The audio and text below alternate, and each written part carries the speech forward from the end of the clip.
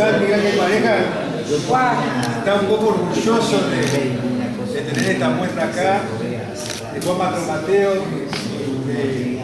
un artista que de la casa, oriundo de acá de nuestra ciudad, a pesar de que es italiano, oriundo de nuestra ciudad. Lo invito a que se arrime porque es el que verdaderamente interesa que diga unas palabras. Y bueno, muchas gracias a todos por venir. Vamos como formalmente inaugurada la exposición, donde nos interesó en este caso mostrar no solamente la pintura de Juan, sino también sus dibujos, sus poemas, o sea, mostrar como la totalidad del creador, que de repente capaz que muchos de ustedes ya conocen la obra de él, pero no tenían visto determinados detalles, determinados ángulos que nos resultaron muy interesantes de poder mostrar.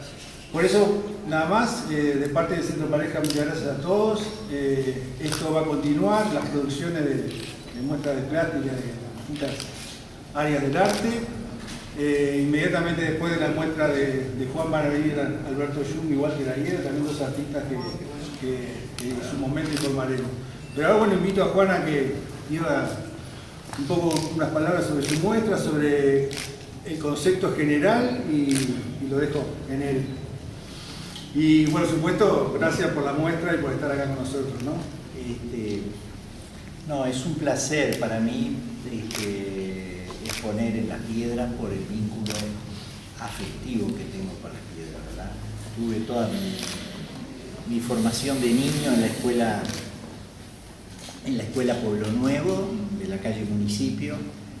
El liceo lo hice todo en el Manuel Rosé, hasta preparatorio. Quiere decir que una buena parte, mi formación empezó con 8 años en la Casa de la Cultura o Taller Manuel Rosé, que quedaba a una cuadra del liceo. Por acá yo estaba contando recién que, aunque no lo crean, Jacinto fue mi primer profesor. Yo tenía 8 años y Jacinto tenía 2 o 3 años más, ¿no? Yo empecé con 14 y vos empezaste con 8. O sea que bueno, me unen razones afectivas muy fuertes. Porque uno es un poco lo que es por lo que ha recibido, ¿no? Y bueno, esas son un poco las razones. Después, algo que estábamos comentando recién en relación a estos textos que están en la pared, que Darío es un poco el culpable de eso, porque yo no pensaba. Yo me siento pintor, he pasado la vida pintando, pero no me siento poeta. Siento que reflexiono sobre algunas cosas de la vida a través de las cosas que escribo. Y le decía recién a un compañero con el que estábamos hablando que si las cosas escritas son la expresión de un pensamiento escrito, las cosas que pinto son un poco la expresión de ese mismo pensamiento, pero a través de imágenes. No hay una cosa que a mí me seduzca más que la otra. Las dos cosas, la pintura o las cosas que muy de vez en cuando escribo, surgen ambas por una necesidad. Tampoco pinto por pintar. Hay hechos que me conmueven a lo largo de la vida, como nos conmueven a todos. Por ejemplo, los 3 cuadros del fondo fueron pintados después de una operación al corazón que tuve, que me tuvo 6 noches en un CTI. Y que por alguna razón pude registrar las alucinaciones de esos días, provocadas seguramente por los calmantes. Pude escribir algo en relación a eso y pude pintar algo también en relación a eso. Y después hay algunos cuadros que son de la década del 70, yo decía, y tratamos de hacer una muestra que, a pesar de los años, y otros que fueron pintados hace un año, el 2016, tratamos de mantener una línea discursiva que de algún modo los uniera. Y yo creo que en esa línea lo que podemos ver es la preocupación por el destino humano, ¿verdad? Yo capaz que soy muy obsesivo con eso. No puedo no pensar en lo que fui, en lo que soy, en lo que seré. No tanto yo solo, todo el mundo, las cosas que pasan. Y bueno, y por ahí hay algún cuadro, por ejemplo, en el que yo pongo a todos los personajes conversando en la calle sin saludarse entre ellos, hablando por celular, que es una cosa que la vemos todos cuando caminamos por la calle. Un poco también con una cierta, jugando un poco con una cierta ironía, haciendo una especie, digamos, como de autoburla, porque ellos no son distintos a mí ni yo distinto a ellos. Yo también a veces ando como ellos. Y a veces me ha pasado que me meto en el cuadro yo como personaje. Hay varios paisajes en los que yo aparezco como uno más metido entre medio de cosas que además es así, sin demasiada vuelta. Y bueno, no sé, se podría decir tantas cosas. Si alguno de ustedes quiere preguntar algo, capaz que sería mejor provocar un intercambio que me permita a mí de repente decir cosas que o se me olvidan o que en este momento no me pasan por la cabeza. Bueno. No sé si alguien quiere preguntar alguna cosita, pero o sea, es interesante también ver que Juan tiene una obra gráfica de dibujo que no es quizás lo que más hemos visto de él. Está muy interesante, la cual tenemos un aspecto de ella medio pequeño, pero que invita a que se profundice. Y lo que decía al principio, o sea, mostrar a Juan como no solamente como pintor, sino todas las aristas que él ha ido abarcando en el correr de los años de profesión. También la docencia, que es otro de los puntos donde Juan trabajó y sigue trabajando ahora. De hecho, hay un taller acá mismo, dado por él, está funcionando. O sea que y la impronta de la muestra creo que tiene un poco que ver con el título, ¿no? Sueños y pesadillas es bien sintomático de lo que se ve. Entonces, quizás el título resume un poco esa cosa esa mezcla entre el color y el dibujo que da como una perspectiva bien profunda de lo que le estaba pasando en su momento, en el momento de la creación. Sí, hoy el señor que me hizo una nota allí para... Sí, yo creo que me hacía una pregunta acerca de cómo se puede encarar el diálogo con los jóvenes, ¿no? que están empezando o quieren empezar a hacer algo, a pintar, a dibujar, a bailar, hacer algo. Y la reflexión que yo hacía, pienso que vale la pena hacerla común entre todos nosotros, ya que estamos hoy por acá.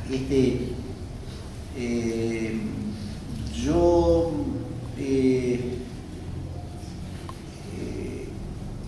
viví de mi docencia como profesor de dibujo. Me jubilé hace unos años y trabajé y viví de mi trabajo durante 35 años. Yo el consejo, si es que se puede llamar consejo, es que si hay una pasión por el arte, tratar de no resolver los problemas de la vida a través del arte, ¿no? O sea, si a mí me hubiera tenido la necesidad, por alguna razón, o de vivir de mi pintura, y sobran los ejemplos, lo que pasa es que uno empieza a pintar con la urgencia de repente de la vida, y muchas veces no puede hacer aquello que quiere. He tenido el privilegio de defender yo siempre le digo a los chiquilines con los que trabajo, ¿no? El ser humano es un ser limitado por muchas cosas, limitado por su físico, por su inteligencia, por la sociedad en la que vive, por las reglas sociales, pero el territorio de la creación es el único territorio donde el ser humano puede ser realmente libre, salvo con las limitaciones naturales. O sea, pero las limitaciones naturales en ese caso son las herramientas con las que tengo que trabajar, ¿verdad? Si yo tengo 2 manos, no puedo pensar qué haría si pudiera tener 4. Trabajo con mis 2 manos.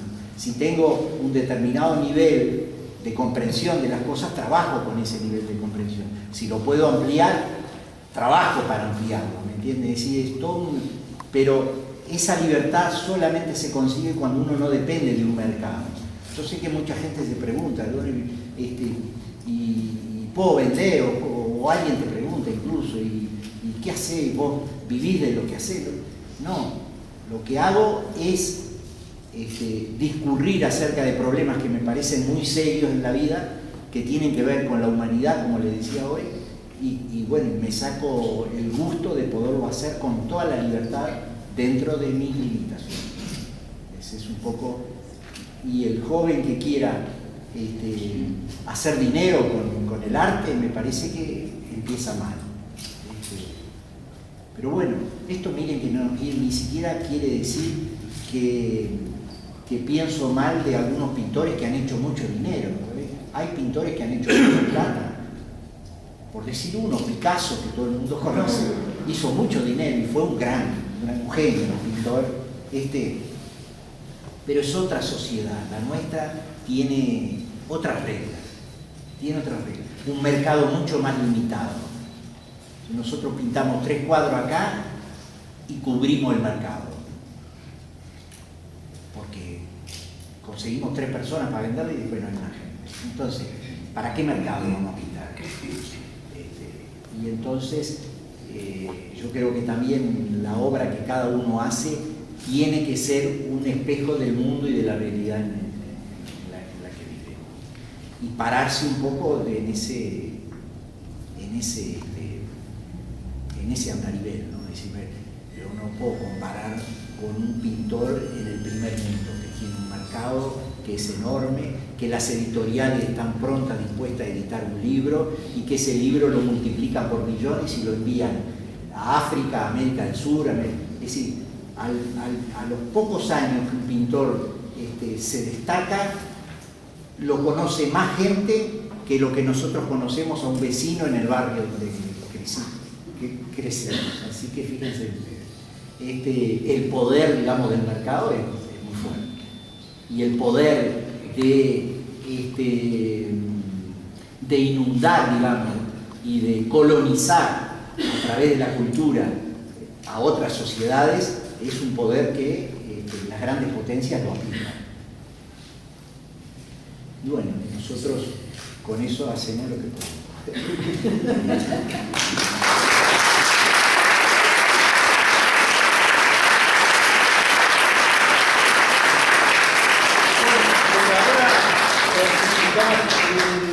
Y unos agradecimientos a ANCAP MEC, que nos apoyó y en esta movida, a Raúl Valenti por el diseño gráfico, a Rolo Carabia por las impresiones y a todo el equipo de Centro Pareja que trabajamos. ¿Y se puede hacer la pregunta? ¿Cómo no?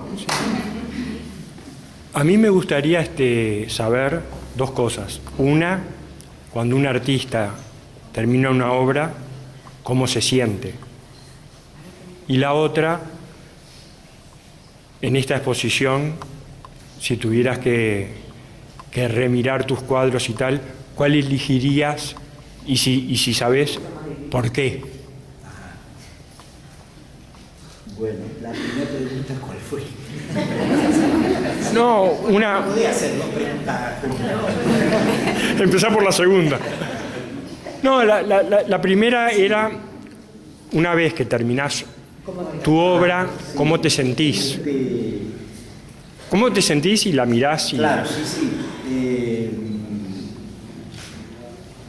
Es una suerte de combinada de satisfacción y de vacío. Porque se mezcla la satisfacción de lo realizado con una sensación como de quien dice, bueno, y después de esto te animás a otro. Porque en realidad lo interesante de pintar es, una vez terminado el cuadro, incluso uno lo siente como ajeno. Es pensar seré capaz de empezar otro cartón. Esa duda, aunque ustedes no me crean, es así, es real. Cuando uno se enfrenta de nuevo a una superficie en blanco y no sabe lo que va a salir, viene como una angustia. Y bueno, angustia que de algún modo se va superando por la pelea que uno va dando ahí arriba. Porque yo no trabajo ni siquiera con bocetos previos. O sea, lo que sale ahí es el resultado de esa búsqueda y de esa pelea que vimos durante muchas horas, durante varios días. Y la otra era, si hoy recorres la muestra, ¿qué obra elegirías? Y si podrías decirnos por qué. No, yo las elegiría todas. Está bien. Ya estoy pensando cómo hacer para llevarte. No, que tienen un mes que están acá. No. Así que... Nada, es muy difícil. Yo tengo un vínculo muy especial por aquella obra que significó lo de la internación en el CTI. ¿Cuál de las tres? Las tres. Ah. Las tres forman como una cosa sola. Son como 3 noches distintas en la sala del CTI, que dicho sea de paso, esos cartelitos que tienen algo escrito aluden a esa escena, un poco explican un poco de qué se trata la escena. Se supone que esas imágenes que aparecen ahí, a pesar de que están inventadas, pero reflejan un poco mi estado de ánimo y mi situación en ese momento. Y escribiste un cuento también, Sí, una crónica. que salió publicada, que fue premiada en Brecha. Está bueno, digo, tenerlo presente. Sí. Esos No, textos porque- están extraídos de ese relato. Estos son parte de la crónica. Está bueno. Está bueno. Muy bueno. Decías, Juan, me comentaste en el momento del encuentro que el responsable de la secuencia del pienso y la sensibilidad es Darío. Sí. Darío trabajó muchísimo para armar la muestra. Yo compartí con algunas compañeras tuyas artistas o artistas que te conocen, que en el comienzo te lleva como un proceso de cierta desazón, donde entre los poemas y la obra la angustia empieza a trabajar y te va comunicando algo. Llegás al momento máximo justo en aquella obra. Y luego empezás a una distensión de como a pasear por la sociedad, pero ya no por una angustia o una cosa tan profunda tuya en toda esta serie, y después llegás a un regocijo extremo en las grandes al principio. Claro, fue ordenada incluso de acuerdo un poco a esa idea del título, ¿no? Es en donde los sueños y las pesadillas se alternaran un poco para no transformarlo en algo demasiado carga pesada, ¿no? Para el ojo El artista y del que mira. el ordenador de la exposición se hicieron como una simbiosis magnífica para disfrutar la carga que tiene la exposición, pero también el placer que te da. Así que, las felicitaciones ya no son solo para vos, parece. Pero en realidad la obra es Claro, la obra es la protagonista Exacto. máxima. A raíz un poco de lo que tú decís, Juan, uno tiende a hablar de ciertas cosas que apuntan a lo espiritual. O sea, hablamos un poco de ciertas cosas que nacen desde lo espiritual, pero también un poco para aquellos jóvenes que empiezan a trabajar, ¿no? Yo creo que eso, todo digamos, el cúmulo de sensaciones, de sentimientos que se mezclan en un trabajo como este, o similar, tienen que ser ordenados por el oficio del pintor. Eso era una cosa que quería decir también. Es decir, el pintor no es solamente una persona que trabaja con acciones, reacciones, sentimientos, con todo lo emotivo, es decir, trabaja con todo eso. Pero si todo eso no se ordena a través del oficio que dan los años de trabajar, podemos llegar a una obra donde el mensaje que queremos transmitir de repente se vuelva demasiado confuso.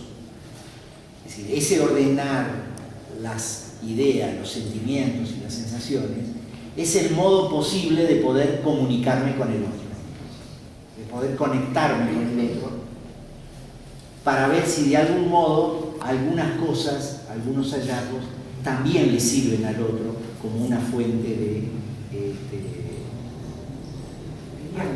diálogo, de conocimiento, de superación. Ese diálogo se hace a través de ese ordenamiento que yo decía, porque otra de las cosas que decimos permanentemente, un cuadro es una construcción,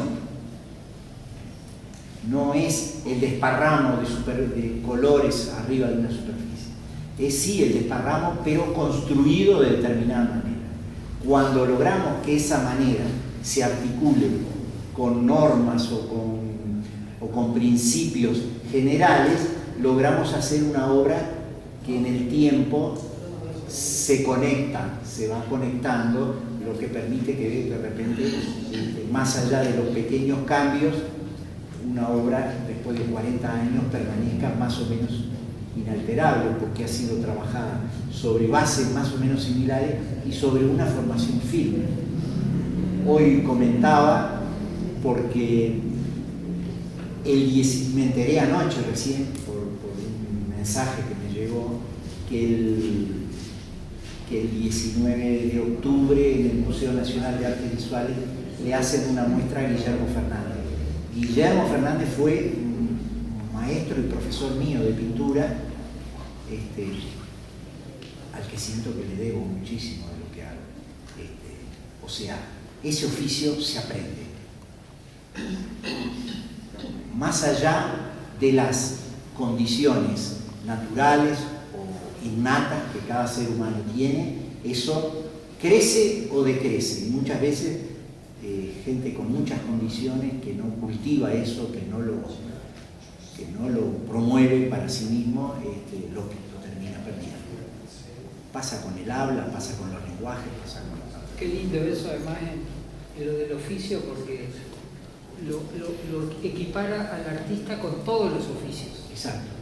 Que el artista es un creativo, claro, pero lo equipara porque es el aprendizaje, la labor, el sudor. Es una línea de trabajo que se da a través de una temática especial, de una materia especial, pero cualquier oficio al que cualquier ser humano le hinca el diente y le saca lo mejor, está en ese mismo territorio. ¿Tenés alguna técnica que te guste más de todas estas? No, yo siempre en relación a eso lo que digo es que cuando me dicen cuál es la técnica, lo único que yo sé es que desde niño he trabajado en óleo y no he cambiado, no he pasado por ejemplo al acrílico, que hubo un momento por allá por la década de 80, 90 que había que cambiarse al acrílico, porque era el material nuevo que venía y porque además se seca rápido, porque además se diluye con agua. Yo trabajé siempre con óleo, pero yo creo que la técnica va apareciendo con el trabajo, la manera de tú diluir, de manejar el óleo arriba de la superficie, tiene que ver con varias cosas, con la experiencia acumulada y tiene que ver también con lo que te va pidiendo el tema de lo que vos vas realizando, porque uno a veces siente que un frotado, qué lindo que queda, entonces lo dejo, pero entonces de repente tiene necesidad de poner un plano más liso al costado y lo compara y ve cuál es más claro, cuál es más oscuro, si es necesario aclarar o oscurecer alguno. Eso es parte del oficio, ¿no? Y la técnica es un resultado de eso. En realidad, si yo tuviera que nombrar, la técnica es el modo de trabajar de la persona y nace junto con lo que dice. No es independiente. O sea, para decirlo de un modo me parece más didáctico, ¿no? yo le puedo enseñar algunos trucos, algunos mecanismos de cómo yo pinto, pero con eso no le estoy enseñando nada a la persona. Porque ¿él qué hace con eso? Digo, mirá, pones un rosadito al lado de un amarillo y esto, y mirá qué lindos que quedan estos tres colores juntos. ¿Y yo qué hago después con estos tres colores? Digo, porque si no tenés si esas imágenes no adquieren un discurso extenso, ¿verdad?, que te abarca toda la vida, son solamente tres manchas arriba de un... No tiene sentido, pierde sentido. Pierde sentido, exacto.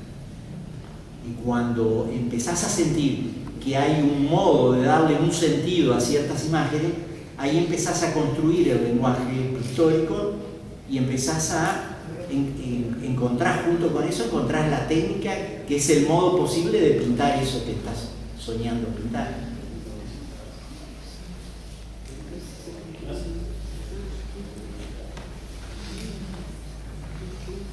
Bueno, ahora vamos a tomar aire.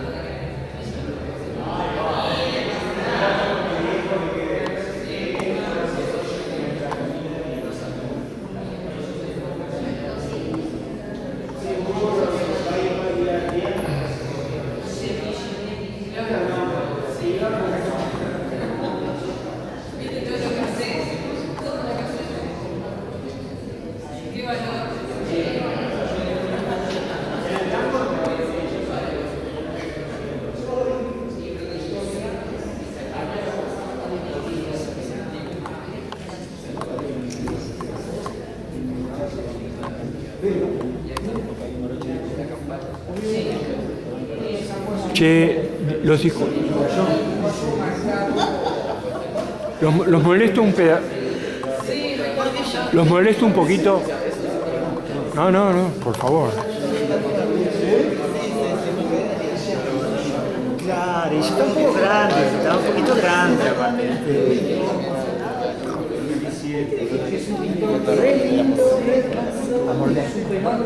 O sea, una